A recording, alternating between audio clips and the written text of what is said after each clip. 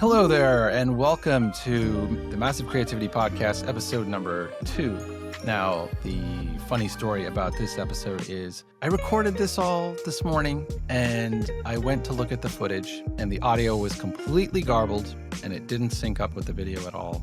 And it happens every once in a while for whatever godforsaken reason, but it happened today. And it's funny because the struggle is real. Like the whole thing about being a content creator, a podcaster, a YouTuber, things go wrong all the time and it takes a long time. I know I'm trying to welcome in the masses, everybody to embrace creativity more. But one thing that I think non-creative people don't know or get or understand about working on something creatively is just how much time everything takes. And, you know, I have some friends that reach out all the time like, hey, what are you doing? Let's go out. I'm like, no, I'm working on this. And they're like, you're always working on stuff. And it's like, because the shit takes time, you know, and especially when things go wrong, you have to redo everything all over again. So here's the thing. The subject of this episode is dealing with burnout. And of course, the ironic thing is, as I talked about burnout for about an hour, 20 minutes, and basically how you want to do so much with all your ambition and your ideas and create content and put it out there. And it's like you put all that time in and it's like it's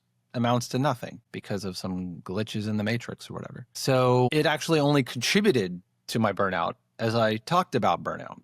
I'm going to do a shortened version of my whole talk this morning. So it's going to be a little different. Maybe that's a good thing because I'm going to try to just hit it hard with the main bullet points here. So yeah, let's just get right into it. Let's have a quick chat about burnout. Obviously, I'm a creative. Most of my audience is probably creative on some level. You know, even if you're not a designer, or animator, or content creator, or YouTuber. You know, maybe you're a writer, maybe you're, I don't know, doing something creative. So if you're not a creative person or you don't see yourself as a creative person, you can still listen in.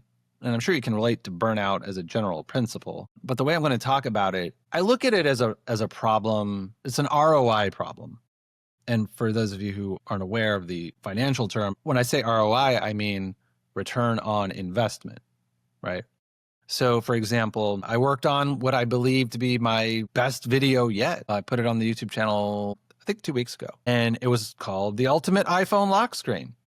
And I was so proud of this video, you know, writing the script. And I've been watching a lot of videos on sort of how to optimize your YouTube channel and how to really address people and how to really, you know, just check all the boxes and do it the right way, right? In order to blow up your YouTube channel and get a lot of views and all the stuff to be a success, right? And as I was learning so much from the YouTube experts, as well as attending some like YouTuber community sessions and hearing from, again, more experts, I had such mixed feelings about it because a lot of times when people tell you like, no, just do this, just do this, just do this. Or make sure your titles have emoji in them, or make sure your titles are 4 words, or make sure your thumbnail uses the color red, or whatever the case. At a certain point, a lot of the messages become, I mean, there's some overlap, but a lot of things become contradictory. Like one person says, you got to use blue in your thumbnails. And the other person says, no, you got to use red. And they both have successful channels. So you're thinking, okay, they're both legit, but what do I do? You know? And then what? You make your video thumbnail red and you also make another one that's blue and both of your videos flop, right?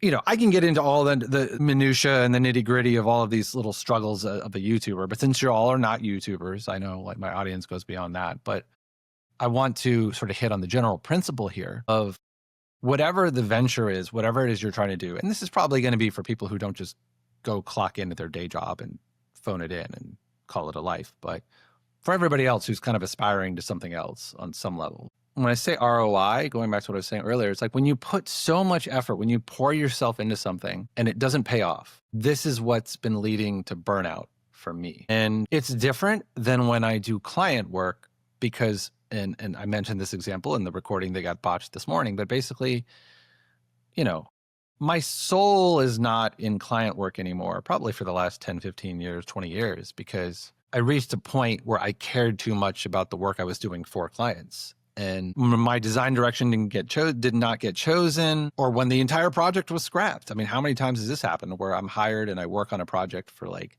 a month, 2 months?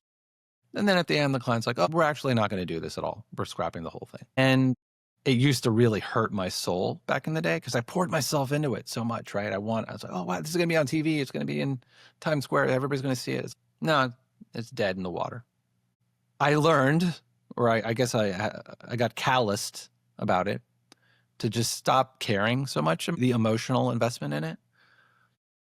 So yeah, for the last decade or two or whatever, if the project gets scrapped, yeah, it's disappointing. If you put so much of your effort into something, you want it to be seen, right? You want to win awards. You want to get all the accolades. Again, the ROI. You want to be appreciated for what you're creating for somebody else, for your client or whatever. But when those projects would get scrapped and whatnot, I became okay with it. I just looked at it as par for the course and doesn't hurt my soul. Now, I might feel bummed out for a day or two and then life goes on. But the point is, I still get my paycheck, right? So the thing is, you can pour yourself into something, work on something for a week, a month or whatever. But it's like, if you get paid, you're getting paid well to do something. Like, you can rationalize it in your mind. Like, oh, it's okay. I'm just doing this for a paycheck. Look, I ain't in this for your revolution, and I'm not in it for you, princess. I'm in it for the money. That's fine. It doesn't matter if it gets seen or whatever. It's like, it's not my thing. It's somebody else's decision.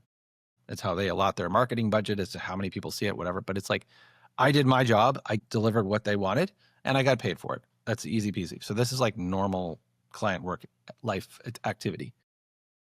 Now, for me and for any of you who have tried to transition into something else, like where you're an entrepreneur, you're building your own product, your own brand, you're trying to be an influencer, YouTuber, whatever the case. When you work on a video for a week, you spend I hate writing.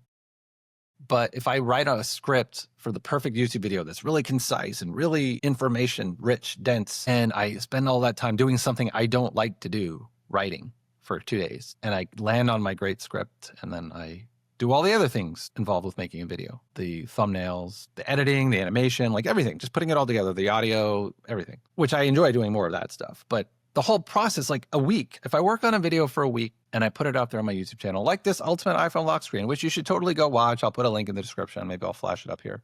It's a great video. I stand by the fact that this is the best video in terms of the tutorials and stuff I've done on my YouTube channel. This is the best. I think it's way better than the video that I did last year, the trackpad video that has like 80,000 views right now. And it's still getting views. It's like people love that video or whatever. The algorithm loves that video. I'm like, the video I just made is way better than that one, in my opinion. And it's not getting seen. So whatever the case, whether it's the algorithm's fault, the level of frustration that comes in when you feel like you did your research, you did all the right things, you checked all the boxes, dotted all the I's, crossed the T's, you did everything right, and it doesn't matter. It doesn't matter. And I get that people, short attention span society, I understand even this podcast is a long form thing. People aren't going to watch this. I get it. The elite few of you who will watch this, thank you very much. You are very special people. But like the masses, like most people, like they don't have the attention span for a long podcast. Especially talking about something like this in depth and with such nuance. I mean, people don't read books anymore. Everything is like short form, bite size. And I get it. Again, I'm just describing what is. I'm not hating on it necessarily. I'm just telling it like it is. The fact is, me and everybody, we have an infinite number of options for entertainment, for information, research, whatever it is you're interested in, curious about. So it's every time you say yes to one thing, to watch one thing, you're saying no to a trillion other things. And I get it. That's hard for people. For a lot of people, it's harder than for other people. For me, it's like, I think older generations, like we actually have attention spans and can focus. Some of us before the internet, but also before smartphones. So back to the point here, though, of ROI, and you pour yourself into something.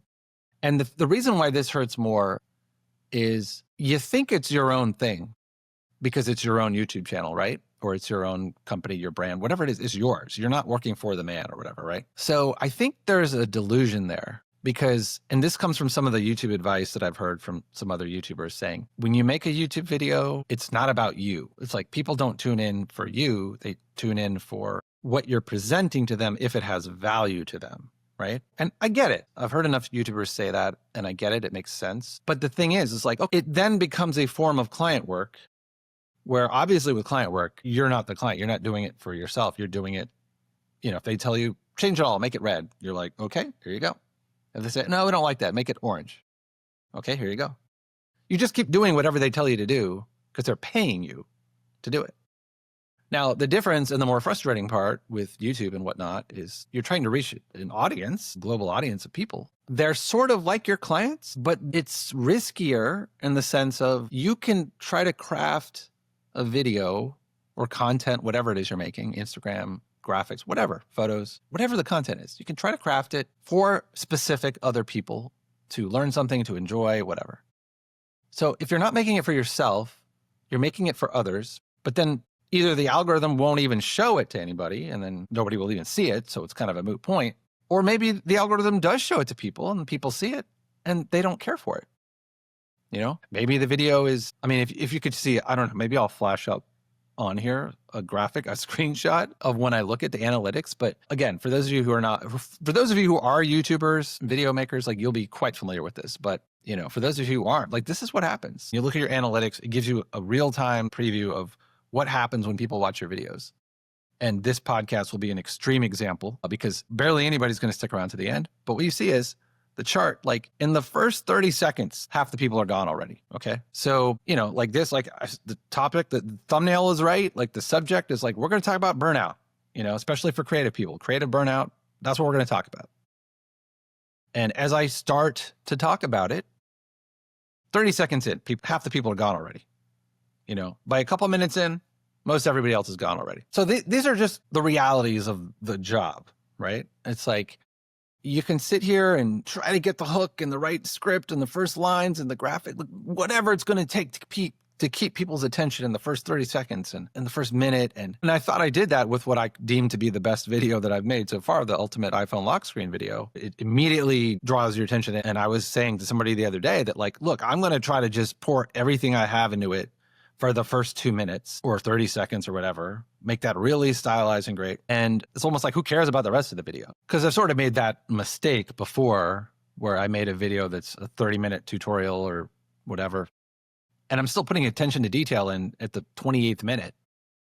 And it's silly and ridiculous when you think about it, because you look at your analytics and you're like, nobody's watching right now. So why am I spending time in the 28th minute making this video like so detailed and so great? It's like, it's pointless, pointless. Again, this is going to be the recurring theme with what I'm talking about burnout, especially for creators, content creators, YouTubers, and all this stuff, is the pointlessness, the lack of ROI. If you're going to pour yourself into something, you want to see some kind of fruit.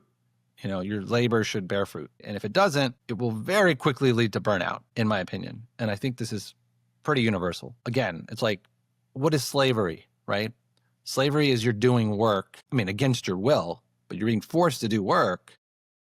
But if you were compensated and compensated fairly, you're basically paid for the work you're doing for somebody else, like, then it's just normal work, you know?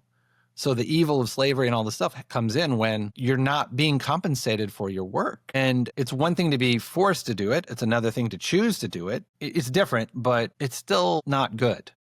You know, whether you're choosing to be a slave or you're being forced to be a slave, either way, if you're putting all this effort in and working on something for other people, as we've established, this is the YouTuber advice, and this is how I've started to shift things. Like, I'm making videos and content for other people.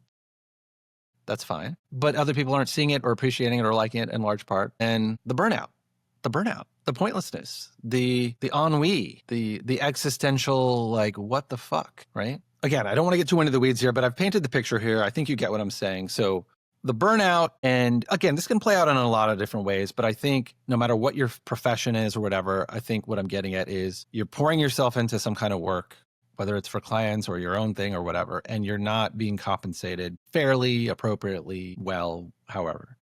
And it frustrates you. And you're left feeling like, what do I do about this? It's one thing if you have a job, you can go ask for a raise or talk to your advisor or whatever. But if you're just freelancing on your own or you're doing your own channel or whatever, it's like you don't really have a whole lot of avenues. You know, there's not much, like, what are you going to do? What are you going to do? And that's where we get to sort of where I've been and where I'm at. And I want to talk a little bit about this past weekend. I went to New York and I attended the Motion Plus Design event in Brooklyn, which was amazing. And I saw really talented creative people present, including Andrew Kramer, which is why I went in the first place. So for those of you who don't know, Andrew Kramer, he's the man in terms of motion graphics. Like, he's the granddaddy of them all. All of us have learned from him in the industry and everything. So everybody knows Andrew Kramer. And I got to meet him and we were like hanging out and we were like talking shop. Yeah, we even did a little YouTube promo for my channel. He was cool to help out with that. So really good guy. Just Really great guy. It was really cool to meet him and to hang out. But anyway, so I watched his presentation and I watched a bunch of the other presentations, and all of the work was amazing. Everything that was presented was like, as I would expect. What I didn't really expect, but I got, was sort of the more philosophical and sort of background stories of these creative people, these other animators like myself, but like to hear their path and their frustrations and them talking about burnout as well. And it was Joyce Ho, who I wasn't familiar with her work at all before, but I loved her presentation.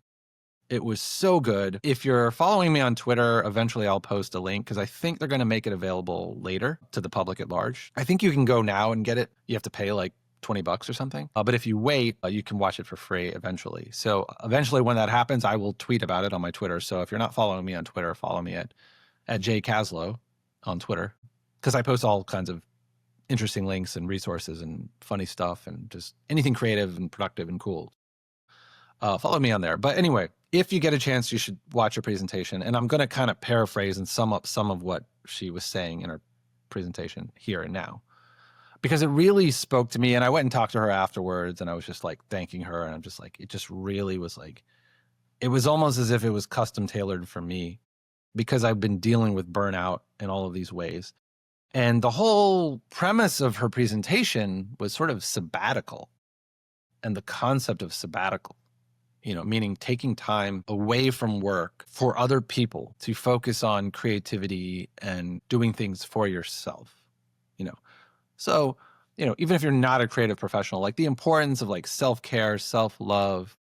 But since we're all creative people, it meant like having time for ourselves to just pursue all of our creative whims and ideas. So it was really inspiring, not just looking to her work, but also the insights that she was sharing, which I want to share with you all a little bit, because I've been already starting to come around to where she has been at. And this just really drove it home.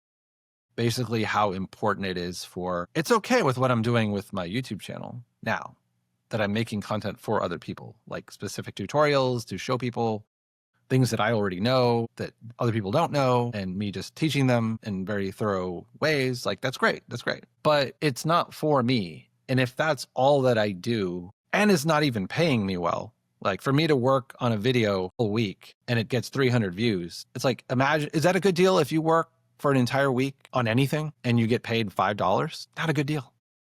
Not a good deal. That's a bad deal. Even if you're working at McDonald's, that's a bad deal. So obviously I'm playing the long game here with my YouTube channel, and I'm not giving it up. That's not what this video is about. I'm not giving up on being a YouTuber. But one way I have thought about it and said recently that I think is really important, and if you are thinking about starting a YouTube channel or you're in the early phases, this is the advice that I've been absorbing myself and living through, but it's the advice I would give to you and anybody starting out, which is, you're going to get burnt out because of this poor ROI. And the thing you need to remind yourself of is, this is a marathon.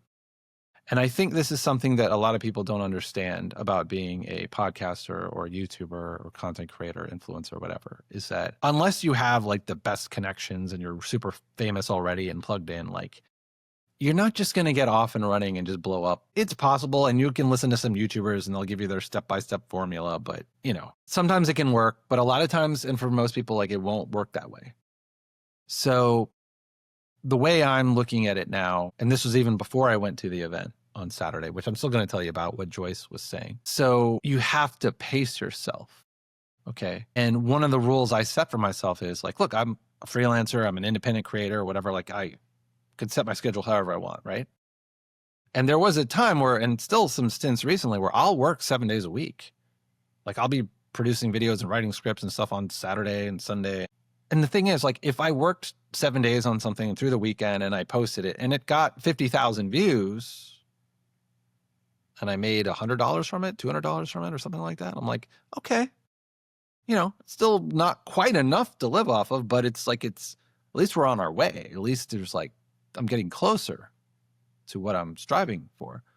But if I work like through a weekend and 7 days straight and 8 days straight, and I post a video and it's like 200 views, which amounts to whatever, $3, $2, that is not sustainable. for me or anybody. This is sort of a cautionary tale, is like to be careful. I'm still figuring this out. It's not like I've landed at the ultimate solution, but what I will say is when I say you have to pace yourself, for example, me, I started to set hard, fast rules like the weekends are for me. Like the weekends are, I will still do creative, productive things, but it's sort of me time. I certainly won't write scripts for my videos. I won't edit my tutorial videos or do any of that stuff on the weekend anymore because that was quickly leading me to burnout. And the other thing I'll say is beyond just giving yourself a break every week on the weekends or whatever your schedule is like, beyond that, this goes more to what Joyce was saying in her presentation and how you need to set aside time for yourself, like creatively, and ideally it's choice time. It's not a matter of you go to your day job and you're burnt out from work in a creative field, or maybe you have a corporate job and you want to come home and be creative. That's not really what we're talking about here. I mean, that's something for you to work all day and get tired and come home and then try to do something creative for yourself. That's also probably not going to be sustainable because you're giving your worst time, where you're already tired from the day, you're drained. It makes sense why people just lounge around and watch Netflix and chill at that point in time. Like you watch TV, you go to sleep because you're exhausted from the day, especially if you've got a long commute and all that stuff. So, and I used to do that. I used to sort of work all day and then come home and try to do something creative on a side project or whatever. That's not the ideal way either, because it's something. Like you're kind of maybe chipping away, building something over a long period of time, a little bit at a time. But the way I look at it is the thing that you're most passionate about, you're giving your worst time and energy to it. Does that make sense? And I've done that. I'm guilty of that like throughout so much of my life. And I hate that about how I've made decisions through my life. And I'm trying to break free of that as I'm trying to solve this burnout problem, right? So what Joyce was saying is that you need to take a sabbatical, and we all need to take a sabbatical. And I talked to her about it afterwards, because she said you should take a 3-month sabbatical every 10 years of your career, every decade. And I talked to her afterward. I was like, that's not enough, and she was like, yeah, it's not enough, but she wanted to be realistic, because even that might be hard for some people to take that much time off from work, and she acknowledged that she has the luxury because she can afford it, no kids, but she's married. And so she can afford to take the 3 months off. For some people, they can't. But whether you can or can't, it's something to start thinking about if you're feeling really dissatisfied with your work, with your life, with your purpose. The point I'm trying to get at here, obviously I'm passionate about creativity. So if creativity is not your passion, just insert whatever it is you are passionate about. If you're feeling burnt out with your job and you love canoeing, like go figure out a way to canoe to your heart's content. Or whatever it is, knitting or whatever is the thing you're passionate about. You have to figure out a plan, a way to do it.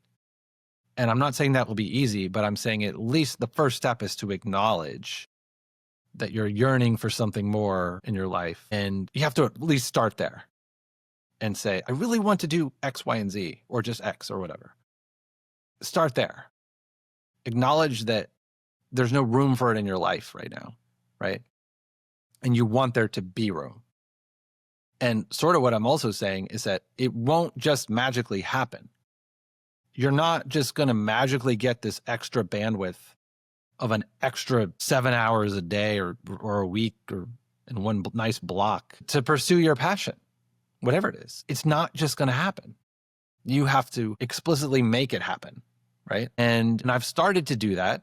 So I've started this other YouTube channel called Edible Shorts.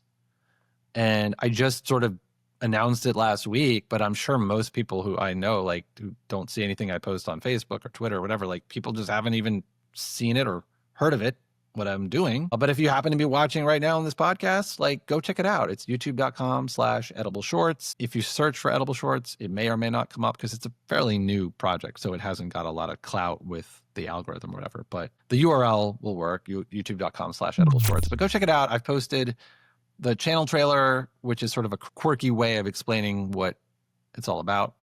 And then I did a little quirky hello world video with a little compilation of a bunch of YouTubers basically saying hello and like, hey, so in a fun way. But then my third video, which is a mashup I made of Chaise Long by Wet Leg and a bunch of other bands like the Go-Go's, BC Boys, and all that stuff. I absolutely love it. And the difference is with it is that I think it has more viral potential. I honestly believe it's so fun to listen to and to watch that people just need to see it.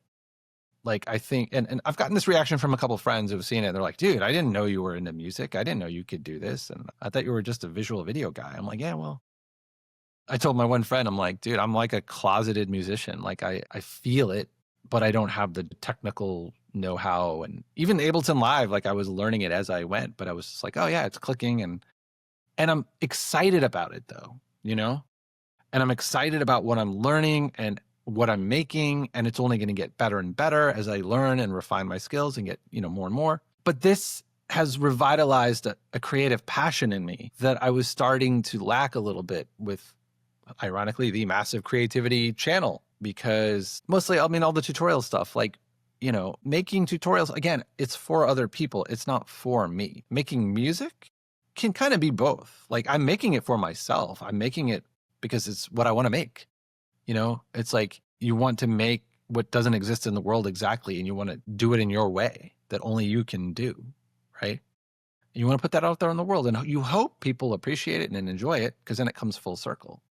But the thing is, like, even if it doesn't get 50,000 views, it's sort of okay because I love it. And if you're putting out in the world what you love and you're doing it for yourself, like, that's a much better feeling than sort of how I've been feeling. Like I gave you the example earlier of the best tutorial I worked on all week and put it out there and just didn't get the views. The problem is this still doesn't solve the problem of making a living and making money. So, eventually, if you're not doing something to make money, you will run out of money. And that's a serious problem in the world we're living in today. So there is that.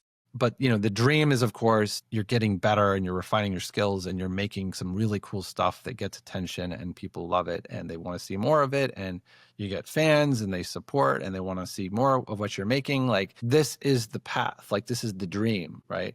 How long is that going to take? A lot of people are like 30-year overnight successes, right? Like, it doesn't happen overnight. But you really got to ask yourself and think about your lifestyle and money and, how important is money going to really be for you? If you can manage to get your bills paid and you can be a low maintenance person and you don't need to live a lavish lifestyle, you don't need a Rolex, you don't need to fly first class, you don't need to, all the tech that I have, like I have good tech in my place. Like I'm still using my M1 Mac from like 3 years ago. I'm using my TV from like, this is a nice Sony, really great 4K TV from like, I don't know, 6 years ago or something, 7 years ago. I love it. It's great. So like you can go through life not having to spend tons of money. And getting back to the fact of like how much I love New York, and I was just there last weekend. Like I've been telling people already, I experienced more life experience in one day in New York than an entire year here in Philly. There's just the energy and why I love that place and the people. It's just like the vibe. But I cannot afford to live in New York. I mean, like if I went back to living in New York, which for those of you who don't know, I did live in New York for like 15 years before now in Philly. But to the sabbatical concept, and I talked about this with Joyce at the end of her presentation, but basically this is sort of why I moved to Philly, is in large part because it's cheaper cost of living. I could have more space, more time to do what I want to do in life, like creatively. Because I could not afford to have this lifestyle if I was still living in New York. If I was living in New York, I would have to go back to being a wage slave. And then again, with all of these decisions that I made and that you have to make for your own life, you have to weigh the pros and cons and really get to the root of what you really want your life to look like, right? Because you can't necessarily have it all. If I live in New York City, it's going to come with the trade-off of I have to work all the time for client work to pay the bills to afford to just be there in the first place. Now I've done that and the economy has gotten much worse since then. So everything's like 3 times, 4 times as much cost now. And I made the personal decision where I'm like, for me, it's like, it's not worth it. It's not worth it to keep doing that. So I left. But again, these are all very personal decisions that I've had to make, I'm continuing to make. And you got to make these decisions for yourself. So as I wrap this up, I want to touch on her actual presentation. And I want to show you a couple quotes because she totally nailed it. I'm sort of paraphrasing some of her key stuff. I want to give you the exact sort of text of what she was saying. So here were a couple of her slides. She said, "It is not sustainable to expect all creative fulfillment to come from work made for others. So I think this was a very important distinction to be made, which is, I think it was pretty clear that like, if you're doing client work, you're obviously doing it for somebody else. They're paying you to do it for them. I think it was a little gray for me for a while, thinking that I was working on my YouTube channel, my brand, but then realizing, but this isn't for me. It's not for traditional clients that are paying me to do it, but it's for people on YouTube. I'm making these videos for them. And if they don't like these videos, there's no point in me doing it. Just like there's no point in me doing work for a client if they're not going to pay me, except with YouTube, they're paying me with their attention, right? By actually watching the videos that I produce, right? Which leads to this next quote that I want to share with you, which is basically from her. And I love this quote. Creative fulfillment is more sustainable when it's inwards, not outwards. When it's self-driven, not approval-driven. And to me, that just totally nails it, because you start to realize there's not that much difference between making YouTube videos for other people to watch, specifically for them, especially when you're being very strategic about it. Like, oh, people like this, people like that. Make sure you use these words, these keywords. Make sure this is trending because everybody else is into that right now. Make sure, like, when you have to put all of that thought and strategy into it, it's clearly not just what you want to do as a creator. Because you're like, well, I really love Care Bears and I want to make a Care Bear thing. I had this funny idea. If nobody gives a shit about Care Bears, then it's like, okay, you can make it for yourself and nobody will care and you won't make a penny on it. Or everybody's into alligators right now and you can make a video about alligators. Do you care about alligators? No, but everybody else does. So you're making it for them, right? So through that quote, and I'll read it again here from her, creative fulfillment is more sustainable when it's inwards, not outwards. When it's self-driven, not approval-driven. And this is very clear to me that the way I've been doing YouTube in the past year is, yeah, I've had some successes here and there, and that feels great when people watch my trackpad video, but that's my one video that's really blown up. Some of the other ones have done okay, but this year in 2025, I feel like I've produced some of my best videos. Not a lot in terms of quantity, but in terms of quality, pretty good. Like better than the videos I was making last year. And they haven't performed. And I've even been trying to tailor them more to what would perform better, right? So then it's hard just kind of sleep at night because you almost feel like you're selling out your soul, or you're like, it's not even that. It's like, I wouldn't mind just making videos that other people want to see if they were actually seeing them and watching it and liking it, right? Then it would be sustainable. But if you're going through all this effort, spending all this time to make stuff for other people, like that's why I brought up, it's the equivalent of clients. You're doing work for clients and they don't pay you. It's like that. If you're putting out videos for other people and they don't watch them, that's why I like the second part of her quote there. So when it's self-driven, not approval-driven, because let's be honest, like most everything that people are creating on YouTube, it's approval-driven. If you make a video about Care Bears because you love Care Bears and nobody gives a shit, nobody watches it, you have a choice to make, right? You can continue to make Care Bear videos because you love it so much and you will not make a dime. Or you can change course and make videos about alligators because that's what people want, is alligators, right? So you see the clear distinction. You can either make stuff for yourself or make stuff for other people, right? And I'd like to think with something like Edible Shorts, it's a little bit of a blend of both. But I think what's really driving it is that I'm just creatively exploring what I want to creatively explore and hoping that other people will enjoy it and latch onto it. That's my hope. And that might not happen at all, but I'm optimistic about it, I hope. But what I'm saying is that, and this is sort of my advice to people out there, like if you are a creator, you're an entrepreneur, you're building something for the masses, for other people, that's fine. That's great.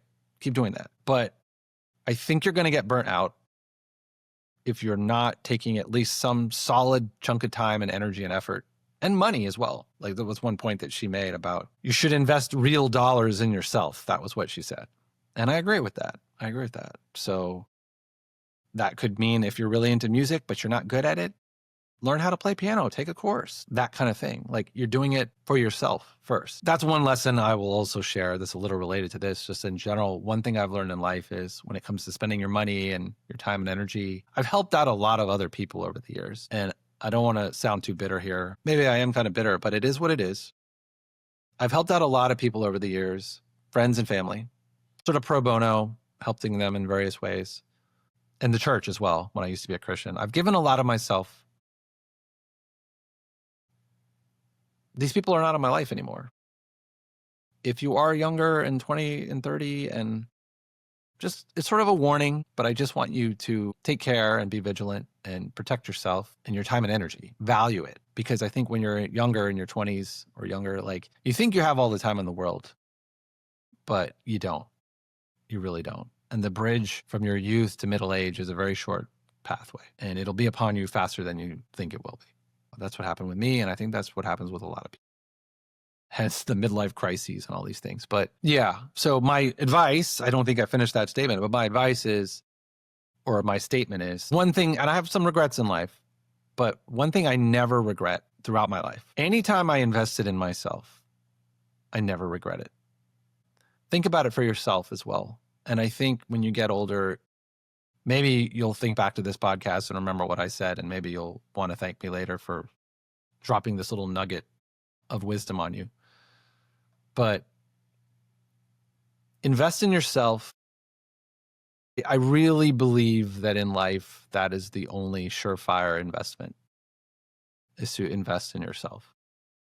And when I say that, I mean, take care of yourself, like go to the gym, work out. You know, when you're older and feeble and weak, like, trust me, you will wish you were working out and taking better care of yourself when you were younger, right? Same thing with financially, like manage your money well, take care of yourself in that way, right? Skills in particularly, and line up the skills you're learning with your true passions and what you want to do in life. Because I do think it's important for people to do what they love doing. And I understand that's not possible for everybody, but it's at least something to strive toward, right? It's certainly better than doing something for a living that you absolutely hate, right? That's got to be the worst. But yeah, always invest in yourself. That's sort of a side point, but I really wanted to share that idea because it's really important. Invest in yourself. You'll never regret it. But that was it from Joyce Ho's presentation, at least what I pulled out for the sake of this podcast. So yeah, so let's wrap this up. I'm curious to hear what kind of burnout, if you're feeling burnout, like what is it like for you? So if you're watching this on YouTube, or actually, I think they added comments now on Spotify as well. So if you are watching this or listening to this on Spotify, or obviously on YouTube, or on Substack as well, I'm going to be posting this on Substack as well. So wherever you're watching this, feel free to open up and share. If you want to directly send me a message, you can, or if you want to post it publicly, that's cool too, whatever you prefer, whatever you feel comfortable with. But I kind of shared my struggle, my story, and how I'm dealing with these things. And it's an ongoing process. But I'd love to hear from you as well, sort of like whatever form of burnout you're experiencing and what are you doing to remedy the situation? Because maybe you have some solutions that I'm not aware of and that other people aren't aware of. So that might be worth us all knowing, right? So, you know, we're all individuals, but we're all going through life sort of in parallel with each other. So we all have our own unique struggles, but there's a commonality in our struggles, I think, for a lot of people these days. And I'd love to see more people coming together to sort of unify and bond and connect over the things we have in common, including our struggles, rather than like what I just see online on social media, like everybody just at each other's throats and tearing each other apart. But that's not what this channel and my brand and what I am all about. Kumbaya, I'm all about like thriving. You know, I want to thrive and I'd love to see other people thrive. And when I learn things, my natural inclination when I learn something new is to share about it with other people, you know? So I'm not selfish in that way of like, ooh, I learned how to do this. I'm going to do it. And I'm not going to let anybody else know about this little gem. I'm like, that's not in my nature, you know? I am limited in terms of how much content I can create. Like if I learn 10 new things in this month, like I can't produce 10 videos fast enough, right? But that's a whole nother issue. And I'm working on that to try to speed up my content creation process. But this podcast is a little bit of an experiment for me as well. Unscripted, just a couple bullet points. And I don't know. I think I was inspired by Andrew Kramer a little bit when I thought back to how he used to do tutorials. I don't think it was really scripted at all. He would just be like demoing and showing how to do this in After Effects and just talking casually. And he's a funny guy. He would just crack some jokes here and there and kind of worked. And I know it was a different era then and people have much shorter attention spans now and there's a billion other things to watch and do. So it's harder now to keep people's attention. But I don't know. It's just food for thought. I'm always experimenting, like one of my mantras for life is an experiment, test your hypotheses. So I'm all about that. And I encourage other people to just try things out. If you're feeling burnt out, like try to identify the problems and try to figure out a solution. I understand everybody has a different situation. It's not easy. It's not easy for me either. It's not easy for anybody. Who's it easy for? But just because something is hard doesn't mean it's impossible. So remember that you can do it, but you have to have your mind set straight, right? You have to believe you can do it, and what's the other line? Nothing will change if nothing changes, right? So if you're feeling burnt out, if you're not where you want to be in your life, if you don't feel like you have momentum toward getting there, like you're going to have to change something. Because trust me, like I said earlier, it's not just going to magically happen. You got to make it happen. All right. That's all I got for you today. Probably the next episode will be my interview with John Von Drastic, the founder of String Theory, who I've worked with for the last 15 years, I think. And then following up that, I'm going to post my interview with Ryan Dunn, good friend of mine, really talented guy. We had a really fun conversation. And then following up with that, I have another conversation queued up with Brad Kirshner, really smart guy. I saw him present at an event here in Philly, talking all about AI and kind of more, not as much in the creative realm, but more like just the overall sense of our humanity. What is AI doing to us and who is in control of these things? And really dynamic, interesting conversation with him about all that. A lot of food for thought. So all of this stuff is coming up. So if you're watching this, if you've come across this somehow and you're not subscribed to the YouTube channel or my Substack or Spotify, if you're listening there, definitely hit that subscribe button or the follow button and just stick around. I got a lot of cool stuff, interesting conversations with fascinating people, like just really talented people. It's all queued up. I just have to get to it. Plus my usual stuff on the YouTube channel of tutorial videos and of course, edible shorts. Like I said, that is my new baby and it's gonna be really fun. So subscribe over there if you haven't already. And that's it. That's all I got for you today. Until next time. All right. See you later.